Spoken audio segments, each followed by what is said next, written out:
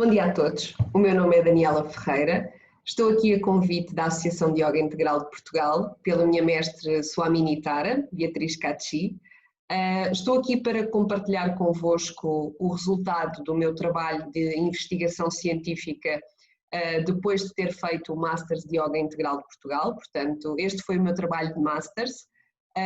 O meu trabalho de Masters incidiu sobre a minha área também profissional, para além de ser professora de Yoga, sou engenheira do ambiente, portanto decidi juntar as duas áreas, portanto a ciência e o Yoga, e então trago-vos aqui hoje os princípios da ciência do Yoga, de forma a tentarmos desconstruir aquilo que realmente está por trás do Yoga e que nós sabemos porque fazemos Yoga, que nos faz bem e sentimos que nos faz bem. A ideia aqui é de alguma forma transmitir conhecimentos básicos que nos permitem falar com qualquer pessoa e explicar-lhe que o yoga não é uma ciência esotérica, não é nada que não seja palpável. É palpável e efetivamente existe fundamentação científica para os seus benefícios. Queria também dizer-vos que, para além de, portanto, professora de Yoga Integral, sou também Relações Públicas da Associação de Yoga Integral de Portugal, faço a gestão da página do Facebook e também alguns contactos pontuais que vamos tendo com algumas entidades, participando em algumas conferências, como é neste caso o caso desta convenção para a qual também me convidaram e que espero que vocês tenham possibilidade de acompanhar até ao fim desta minha apresentação. Posto isto, eu diria que vamos começar, para que possamos dar uma vista de olhos a todo este trabalho que foi feito e que agora partilho convosco.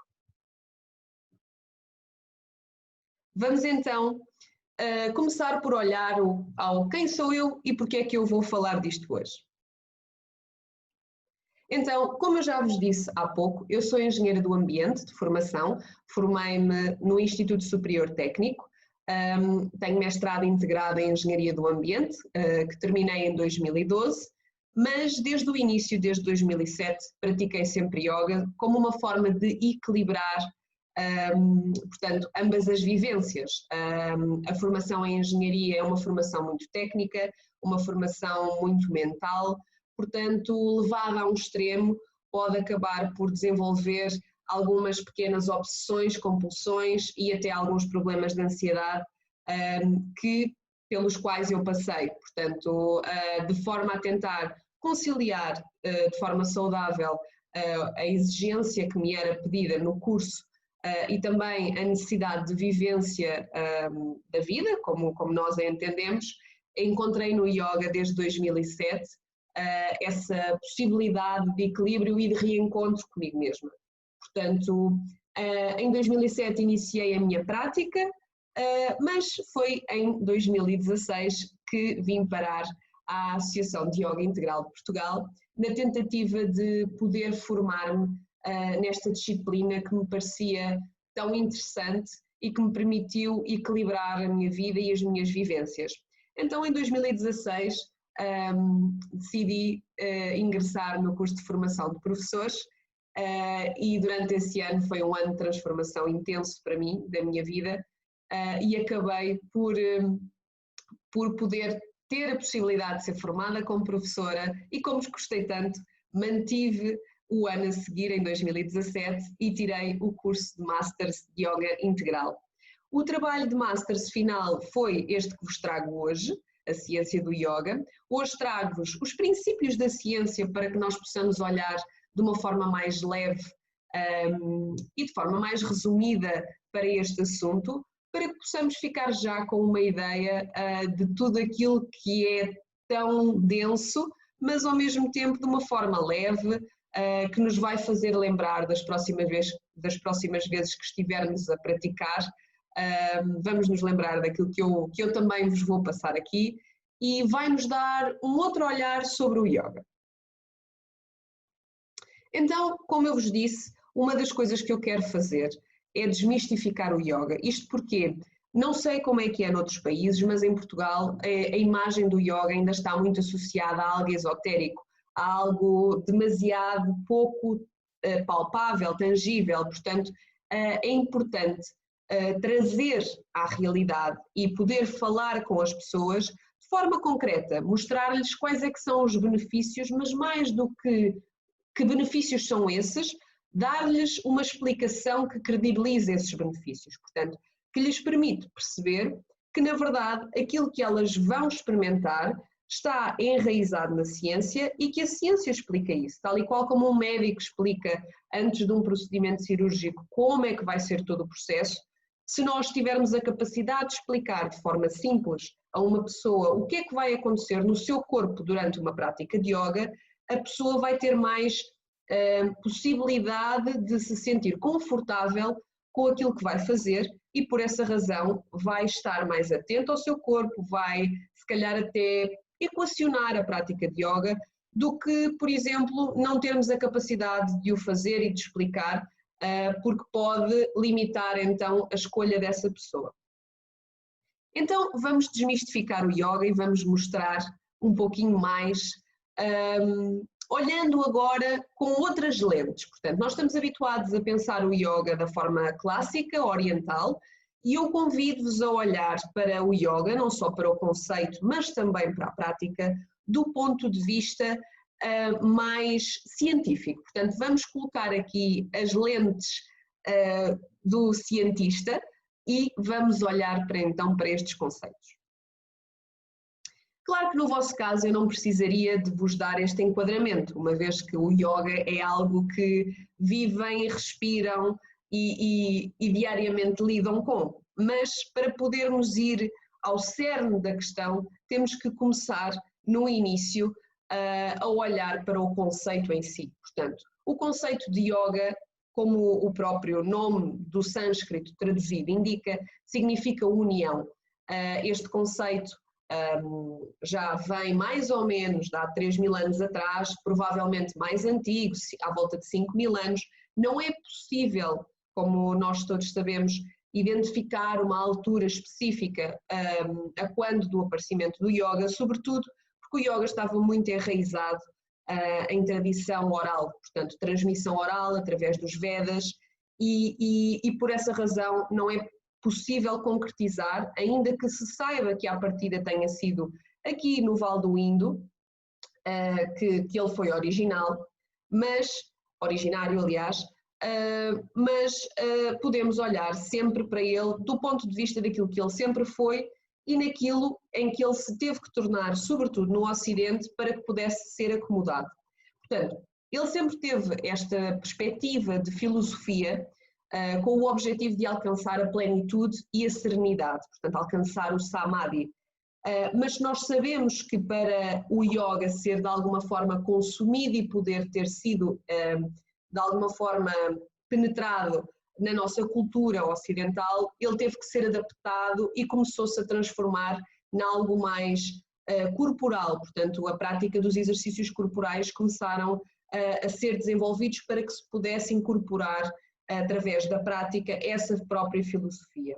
E esse é o ponto em que estamos atualmente. Portanto, atualmente nós sabemos que o yoga é uma disciplina de posturas biopsicofísicas que através do trabalho do corpo nos permite então levar a esse caminho de plenitude e de serenidade, alinhando corpo, mente e espírito num só, e esse é o ponto em que estamos atualmente.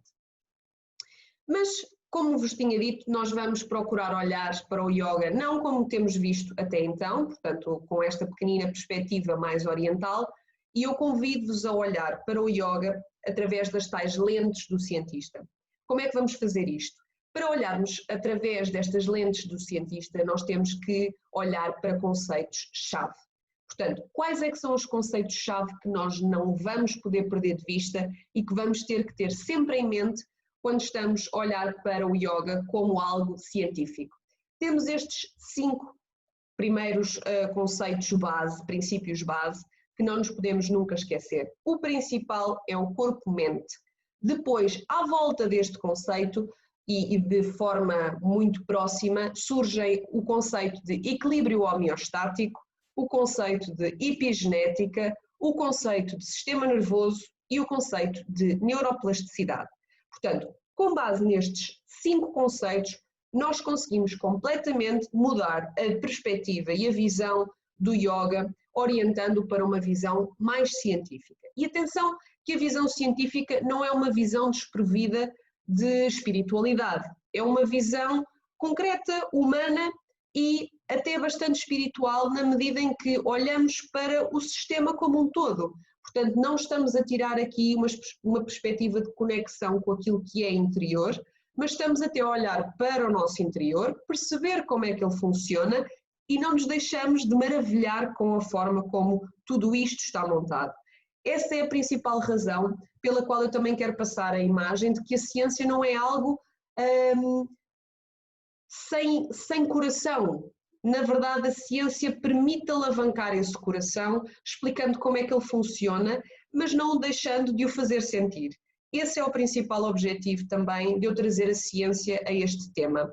Não quero cortar algo para que se olhe só para o seu funcionamento, quero também dar-vos a possibilidade de perceber como é que as coisas funcionam, como é que nós podemos entender não só a parte externa, como também a parte interna, do ponto de vista mesmo até biológico, bioneurológico, por exemplo.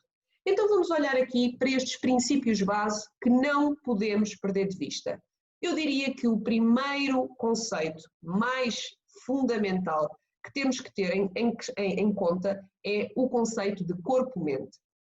Este conceito foi cunhado pelo neurocientista António Damasio, o qual aconselho a lerem toda a sua obra, mas em particular A Estranha Ordem das Coisas, que foi a última obra publicada por António Damasio, onde é claríssimo não só o desenvolvimento deste conceito, que já vem das suas obras anteriores, mas a noção de que o corpo e a mente não são dissociados. Nós temos o hábito de pensar corpo e mente, mas a verdade é que tudo isto, todo este envelope, funciona apenas de uma única maneira, porque ele é apenas um. E aqui, mais uma vez, voltamos à questão do conceito de união do yoga. Ou seja, o yoga procura unir corpo, mente e espírito. E aquilo que vem o neurocientista António Damasio dizer é que, na prática, essa união existe. Essa união é aquilo que existe. Não há separação. E é por essa razão que nós sabemos que quando estamos mais cansados mentalmente, o corpo também se cansa. Ou quando estamos mais enérgicos, mais claros mentais, o corpo também se expande e está mais disponível para a vida. Porque é só um. Portanto, nós temos que deixar de pensar no yoga como um exercício corporal, porque na prática ele é um exercício corpo-mental. Portanto, temos que perceber que tudo aquilo que vai acontecer e que praticamos no yoga acontece neste tal invólucro que vamos passar a chamar corpo-mente, porque ele, na prática, é a junção destas duas coisas que nós falamos de forma dissociada, mas que concretamente e cientificamente são, e está provado, que é apenas um. Depois de olharmos então para tudo isto como só um, portanto corpo-mente, nós percebemos que tudo aquilo que nós fazemos através de nós e aqui, e que nos fazem de fora para dentro, afeta parte de cima e parte de baixo, se quisermos separar para podermos compreender, portanto, a mente e o corpo. Mas como tudo se passa aqui, não é? Como o corpo-mente é o veículo que nós temos de comunicação, não só com o interior, como também com o exterior, nós temos que perceber então os outros conceitos que tocam o corpo-mente.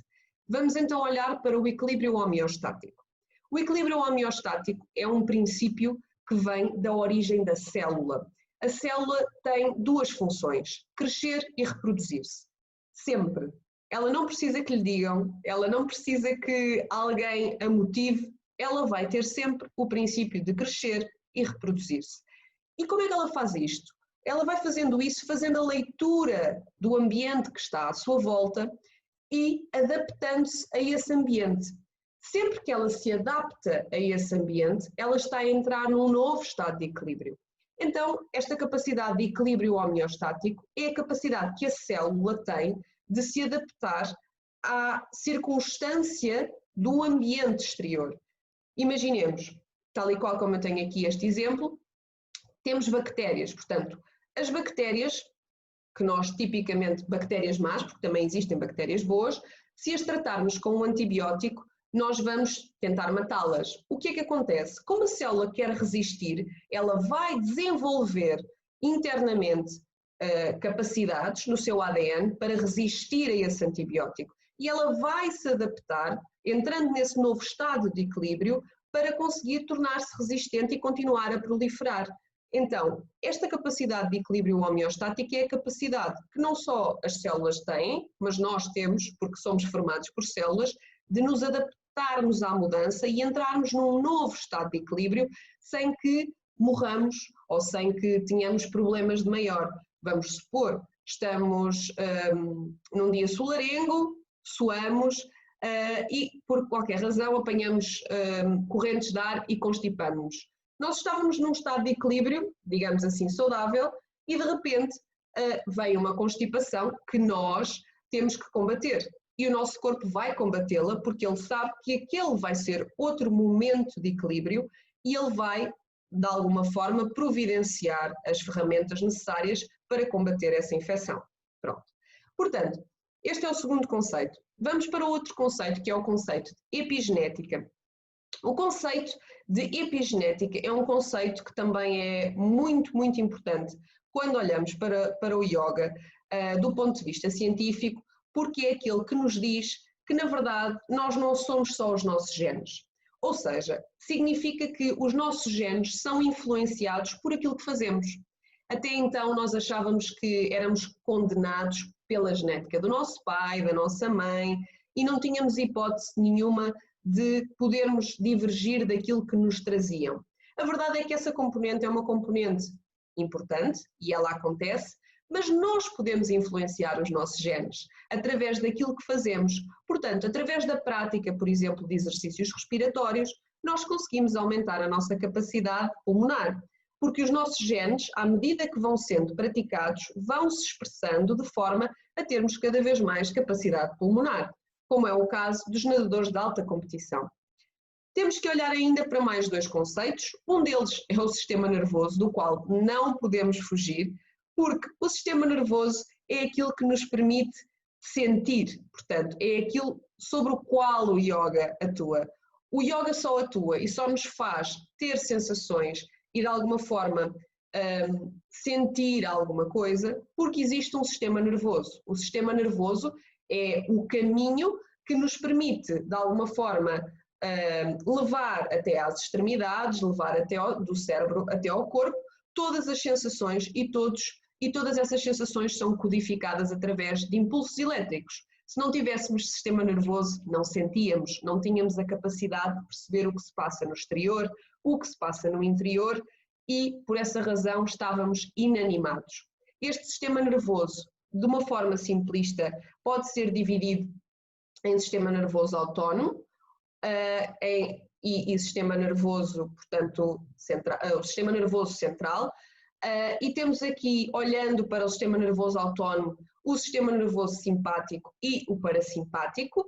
E o que é que acontece nestes dois ramos deste nosso sistema nervoso autónomo e que funcionam, entre aspas, sem nós pedirmos, e ainda bem.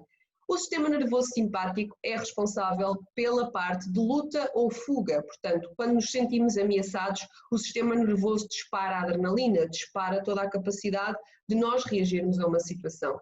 Enquanto que o sistema nervoso parasimpático é responsável pela resposta de calma, ou seja, quando há uma situação em que o corpo precisa de relaxar, o sistema nervoso parasimpático é ativado. Mais uma vez, temos aqui como exemplo a capacidade de sentir diferenças de temperatura. Se não tivéssemos o sistema nervoso, não conseguiríamos sentir essas diferenças, entre tantas outras coisas que não poderíamos sentir, como por exemplo o amor. Passando então agora para o último conceito e princípio base, que é importantíssimo nós termos em consideração, temos aqui o conceito de neuroplasticidade. Até aos anos 60, início dos anos 60, acreditava-se que os neurónios não se replicavam, portanto que o cérebro não tinha capacidade de recuperar, não tinha capacidade de aprender novas coisas e tinha a tendência de, à medida que o tempo passava, começar a perder cada vez mais faculdades. Entretanto, começou-se a perceber, por uma questão médica, quando de alguma forma existiam situações de AVC em que a pessoa recuperava a fala, recuperava a memória, percebeu-se que então o cérebro devia ter alguma capacidade de regeneração. E foi nesse momento que o conceito de neuroplasticidade se desenvolveu, sendo que esta capacidade de neuroplasticidade permite o quê? Permite que o cérebro aprenda até ao fim. Ou seja, o cérebro, se for utilizado como músculo e se for trabalhado a nível cognitivo, se for trabalhado a nível psicomotor, portanto, vai sempre, sempre, sempre até ao fim aprender. Razão pela qual, se nós fizermos yoga, tanto com 60 anos como com 90, o próprio cérebro vai aprender sempre qualquer coisa. Naturalmente que à medida que o tempo vai passando, o cérebro vai perdendo cada vez mais plasticidade, capacidade de incorporar novas aprendizagens, mas quanto mais se pratica, mais uma vez, mais genes aqui da epigenética estão a ser gerados e nós vamos conseguindo ter mais capacidade neuronal e por isso perder cada vez mais tarde as faculdades. Posto isto, olhando para estes princípios base, isto é o fundamental para vermos agora a prática de uma outra forma, que é a próxima fase desta apresentação. Então, de forma muito simplista, e vocês já sabem de todo isto, a constituição básica de uma aula de yoga passa por 3 partes. Temos a parte do pranayama, da respiração consciente, temos a parte dos asanas, a parte dos movimentos e das posturas biopsicofísicas e a parte do relaxamento, que permite a integração e recuperação do corpo-mente. Vamos então passar por estas partes todas e vamos ver a ciência de cada uma delas. O que é que está por trás dos efeitos que nós sentimos no pranayama? O que é que está por trás dos efeitos que nós sentimos nos asanas? E o que é que está por trás dos efeitos que sentimos no próprio relaxamento? E vamos olhar então para estas 3 partes do ponto de vista científico. Então, vamos olhar para a ciência da respiração. Na prática, respirar é um processo involuntário, portanto, nós não temos que pensar para respirar. E ainda bem, porque senão tínhamos mais uma coisa na nossa lista para pensar, tenho que respirar. Ia ser difícil. Portanto, este processo involuntário permite ao corpo a obtenção de oxigênio que se converte em energia e alimenta as nossas células. Sem a respiração, as nossas células não podiam fazer aquilo que elas sabem fazer de melhor, que é crescer e reproduzir-se. E nós não podíamos crescer como um corpo, portanto, não nos podíamos desenvolver. Respirar é fundamental. Sem respiração, nada funciona. Por essa razão, o que acontece é que no pranayama, nós fazemos aqui damos uma força adicional a este processo que é tão fundamental para o nosso bem-estar e para o funcionamento básico do nosso corpo. Nós tornamos este processo um processo voluntário. Portanto, somos nós que controlamos a respiração. E podemos controlar a respiração através do ritmo, através da frequência e através da profundidade, fazendo uma respiração baixa, uma respiração média, alta ou intercostal. Então, porquê é que respirar conscientemente funciona? Porque a respiração está diretamente ligada ao nosso sistema nervoso periférico ou autónomo e, por essa razão, quando modificamos a nossa respiração, estamos a modificar a nossa resposta nervosa. Portanto, é como se, ao respirar, estivéssemos a fazer uma massagem ao nosso sistema nervoso. Porquê? Porque, ao massajar o nosso sistema nervoso, nós estamos a alterar os nossos estados emocionais. Da mesma maneira que sentimos que uma respiração mais longa e profunda acalma e estimula o sistema nervoso parasimpático, também sabemos que quando estamos muito acelerados e com uma respiração clavicular, superficial, estamos muito ativos e por essa razão o nosso sistema nervoso simpático, que é responsável pela resposta de luta ou fuga, está-nos a desencadear uma resposta de stress que nós precisamos para irmos ao combate. Então, o que acontece, como vos tinha dito, é que o pranayama, ou seja, as respirações conscientes, massajam diretamente o sistema nervoso, interagindo com ele e modificando-o. Portanto, quanto maior a prática, à medida que vamos respirando cada vez mais conscientemente, estamos a solicitar cada vez mais músculos e os músculos estão a aprender a respirar dessa forma. E por isso essa informação vai ser passada aos nossos genes. Daí que nós consigamos ver, e existem estudos que apontam nesse sentido, que após práticas de anos de yoga, as próprias pessoas desenvolvem nos seus genes respirações ou possibilidade de respirar de forma mais calma, os pulmões alargam, a capacidade respiratória aumenta, exatamente porque houve esta prática, os músculos foram solicitados, ficaram com essa informação na sua memória muscular e por isso vão integrando dentro do seu próprio corpo. Então, os nossos genes efetivamente modificam-se e atualizam a sua resposta para uma resposta de maior calma perante situações de stress. Ou seja, à medida que vamos trabalhando o pranayama, tornamos-nos mais calmos na reação às emoções, na reação às situações de stress e podemos efetivamente, de uma forma prática e pragmática, passar e transmitir essa genética às gerações seguintes. Então, para além disso, nós sabemos que uma melhor oxigenação garante uma menor resposta inflamatória, ou seja, o corpo-mente fica mais disponível para que os órgãos cumpram as suas funções, porque têm energia à sua disposição. Então fica tudo mais fácil. Respirar torna tudo mais fácil. Pensar, mover, criar, recuperar de doenças. Porquê? Porque promove um melhor equilíbrio homeostático. As células têm algo que precisam, que é o oxigênio, para poderem fazer as suas funções. Se estivermos a falar de células que sejam células do sistema imunitário, que permitem combater doenças, o facto de elas terem oxigênio à sua disposição tem a sua energia que lhes permite depois então fazer as suas funções. É como nós, se estivermos com fome, temos dificuldade em fazer as tarefas que nos dão, mas se nos alimentarmos antes de fazermos as tarefas, sentimos-nos com energia e conseguimos de alguma forma, de forma saudável, realizar essas tarefas. A energia das células é dada através do oxigênio, porque o oxigênio entra na reação química que faz com que as células possam produzir energia. Sem oxigênio, sem respiração, a célula fica mole, digamos assim. Então, o corpo-mente encontra mais facilmente o seu novo estado de equilíbrio, respirando, portanto, fazendo essas respirações conscientes.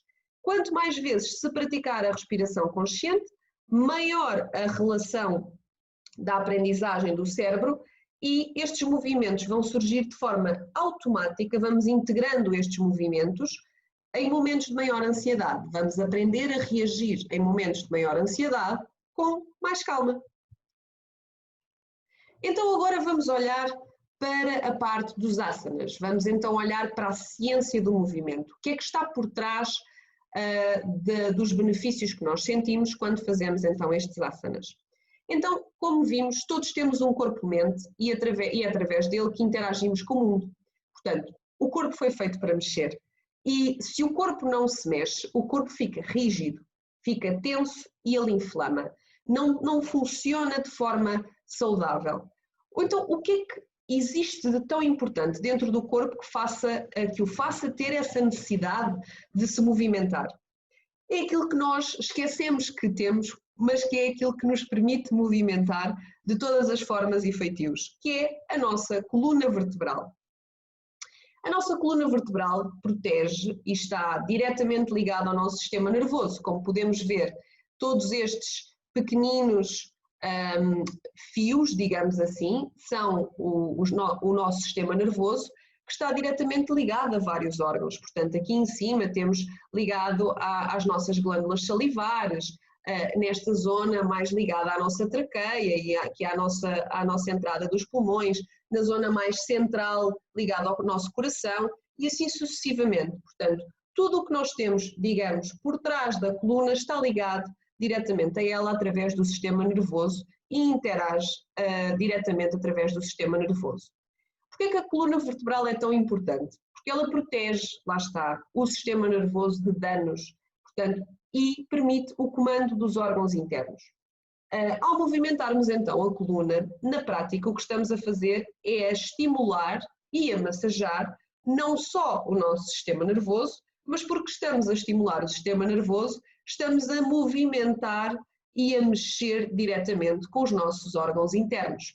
Ou seja, isto está tudo ligado. Quando nos movimentamos, estamos a mover tudo o que está lá dentro. Portanto, é pensarmos no corpo-mente, mais uma vez, como algo único.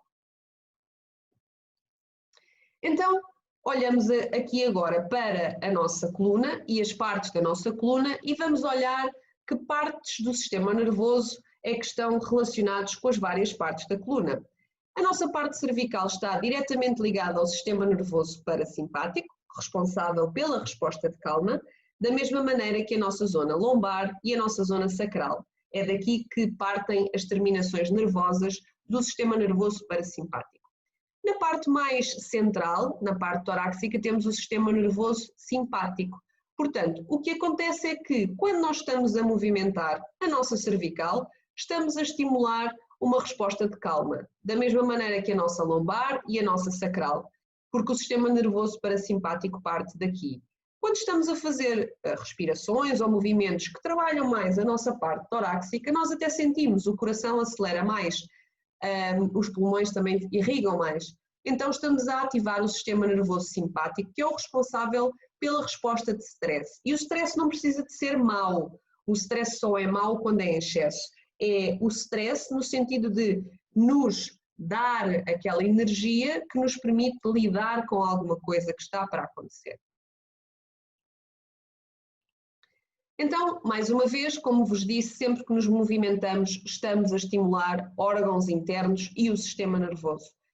Ao fazermos isso no yoga, estamos a trabalhar a parte dos asanas e, por essa razão, uma aula de yoga deve massajar toda a coluna, como nós vimos há pouco, para conseguirmos este equilíbrio entre sistema nervoso simpático e sistema nervoso parasimpático, para que nós possamos ter um equilíbrio e uma resposta adequada em cada uma das situações. Nós precisamos de estar ativos quando precisamos de responder a situações imediatas e precisamos de estar calmos para lidar com situações mais complexas. Por isso é importante que a resposta do sistema nervoso parasimpático e do simpático funcione de forma saudável. É importante também saber que eles funcionam como um botão de on-off. Quando o sistema nervoso parasimpático está ativo, o sistema nervoso simpático não está. Por essa razão, quando estamos com uma resposta de calma, a resposta de stress está mais inativada. E o mesmo acontece ao contrário. Por isso, quando o yoga trabalha mais e está preparado e está desenhado para estimular mais o sistema nervoso parasimpático, faz com que nós, no final, tenhamos uma resposta de relaxamento e de maior calma. Então, uma aula balanceada, bem balanceada, deve ter 7 tipos de posturas. Uma flexão lateral, torção, anteflexão, retroflexão, muscular, equilíbrio e uma invertida. Exatamente para que nós possamos trabalhar o corpo como um todo, trabalhar a coluna vertebral como um todo e não deixar nada de fora, para estimularmos o sistema nervoso da melhor forma e fazer com que ele esteja saudável. Temos aqui alguns exemplos, como nós conhecemos da nossa prática, dessas posturas. Mas estamos quase a chegar também aqui ao fim e por essa razão, quando nos movimentamos, a seguir temos que parar. Exatamente porque sabemos que o universo é feito de equilíbrios e que uma grande agitação deve seguir-se uma diminuição da agitação para que tudo possa funcionar de forma harmónica. Então vamos agora olhar para a ciência da paragem, ou seja, para a ciência do relaxamento. Então, como eu vos disse, depois de nos movimentarmos é preciso saber parar. Porquê? Porque para os músculos continuarem a funcionar bem, qualquer que seja o músculo, eles precisam de relaxar e voltar à sua forma natural e ao seu comprimento. Portanto, todos os músculos que foram solicitados agora precisam de relaxar, portanto, precisam de se reduzir a sua tensão muscular, reduzir a acumulação de ácido lático nos músculos e permitir o realinhamento das próprias fibras musculares. Portanto, estivemos em tensão e agora é a altura deles poderem relaxar. Isto porquê? Porque uma tensão muscular, como já vimos, isto funciona corpo-mente, é um só, portanto, se estivermos com o corpo todo tenso, estamos a também trazer tensão à mente. E se estivermos com a mente tensa, o corpo também vai sentir essa própria tensão. Então o relaxamento vai servir para quê? Ou vai ser o quê? Vai ser o alívio que resulta da redução dessas tensões. Então, esta paragem pode ser feita através de relaxamentos do tipo Body Awareness, ou seja, consciência corporal, e o que é que vai fazer este Body Awareness? Nós vamos passando devagarinho por todas as partes do nosso corpo, de forma guiada, e isto aumenta as capacidades de proprioceção ou sinestesia, aumenta a consciência espacial do corpo e de interoceção, da percepção do estado interno do corpo. À medida que vamos praticando este relaxamento, vamos conseguindo aumentar estas capacidades. Por isso esta dinâmica permite um relaxamento progressivo do corpo-mente e obriga a um abandono do corpo no plano horizontal e a conviver com as sensações que resultam desse abandono. E percebemos que sobrevivemos se nos abandonarmos ao chão. Porquê é que isto funciona? Porque os benefícios são múltiplos. Alivia a fadiga muscular e mental, a regeneração muscular permite acontecer, ficamos com uma maior autoconsciência do corpo-mente, existem melhorias na qualidade do sono porque o corpo se permite abandonar, por isso consegue relaxar mais e gera também um aumento de criatividade. Portanto, na prática, o que é que nós podemos fazer em termos de resumo, olhando para a ciência do yoga? Podemos concluir que o yoga é, na prática, um desbloqueio de todo o corpo. Portanto, trabalhando a parte da respiração, trabalhando a parte corporal e trabalhando a parte do relaxamento, o yoga permite desbloquear o corpo-mente.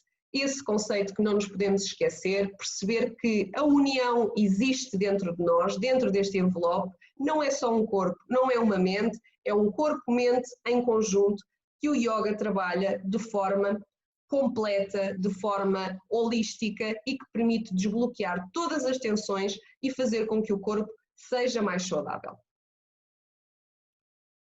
Portanto, esta era a imagem que eu vos queria trazer, tal e qual como temos as barragens quando abrem as comportas, o yoga permite abrir-nos ao mundo exterior e ao mesmo tempo ao mundo interior e queria que vocês tivessem esta ideia de base, digamos assim, da ciência do yoga. Se tiverem algumas dúvidas ou questões, podem enviar-me então um e-mail para este e-mail, eu estou à vossa disposição para vos esclarecer. É importante dizer que não se pode dizer tudo numa apresentação como esta, é muito pouco tempo para se explicar coisas tão complexas, mas eu espero que vos tenha de alguma forma dado uma ideia um pouquinho genérica, mas que vos permite já olhar para o yoga do ponto de vista científico, mas estejam completamente à vontade, enviem as vossas perguntas e questões, podem enviá-las em português, em inglês, em espanhol também podem enviar, que eu tento utilizar o Google Translate. Estejam à vontade, eu estou disponível para vos explicar tudo. Se quiserem também o trabalho original, tenho a certeza que não há qualquer questão, eu posso partilhar convosco. E posto isto, queria-vos agradecer por terem estado desse lado, por terem acompanhado esta sessão. Espero muito sinceramente que possa ter sido útil, que vos possa dar uma ideia do que a ciência por trás do yoga é e lembrar-vos também que podem sempre consultar vários sites de artigos científicos. Um deles, que é o meu preferido, é o Science Direct.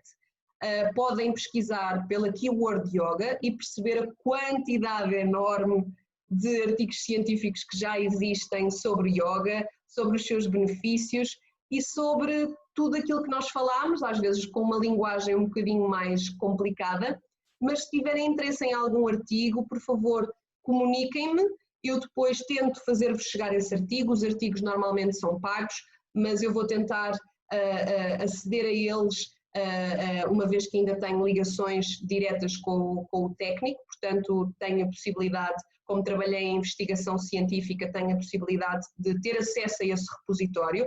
Portanto, digam-me qual é o artigo que vocês querem e eu tento fornecer-vos esse artigo. Portanto, fico à vossa completa disposição Espero genuinamente que tenham gostado desta apresentação e deixo-vos agora os contactos aqui da Associação de Yoga Integral de Portugal.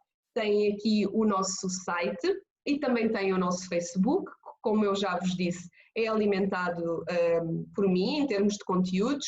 Podem consultar todo o nosso trabalho nestas duas plataformas e sempre que tenham alguma questão, alguma dúvida, podem contactar-me diretamente.